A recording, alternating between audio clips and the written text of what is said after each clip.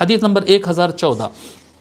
عن ابی سعید الخدری رضی اللہ عنہ قال سمعت رسول اللہ صلی اللہ علیہ وآلہ وسلم یقول خیر المجالس اوسعها، رسول اکرم صلی اللہ علیہ وآلہ وسلم ارشاد فرماتے ہیں بہترین مجالس وہ ہے جس میں زیادہ گنجائش ہو، جو زیادہ وسعت والی ہو، نہیں انہوں آ سکتے انہوں نہیں آ سکتے، آپ آنا آپ نہیں آ سکتے، جی یہ پسندیدہ نہیں ہے۔ اور پھر ہم سابق میں بتا چکے ہیں کہ آدمی کی خوش بختی میں ہے جی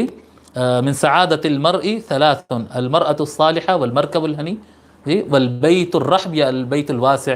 او کما قال علیہ الصلوۃ والسلام، آدمی کے خوش بختی میں سے تین چیزیں ہیں جو آدمی کے خوش نصیبی کی علامت ہے جی، وہ کیا ہے؟ تو فرماتے ہیں کشادہ مکان، مست سواری ایسی رہنا، گاڑی مہنگی ہونا ضروری نہیں ہے لیکن چلائے تو مزہ آنا اس کو جی، اچھی سواری ہونا، کشادہ مکان ہونا، باصلاحیت بیوی ملنا، سمجھدار باصلاحیت بیوی ملنا، یہ آدمی کی خوش نصیبی ہے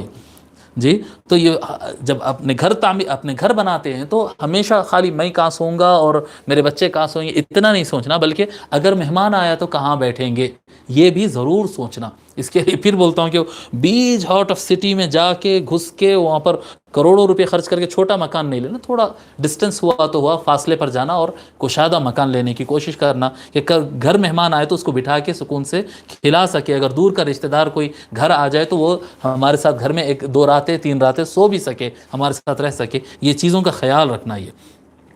خیر المجالس اوسعها، حضور صلی اللہ علیہ وسلم فرماتے ہیں بہترین مجلسیں وہ ہے جو زیادہ گنجائش والی ہو، ٹھیک ہے۔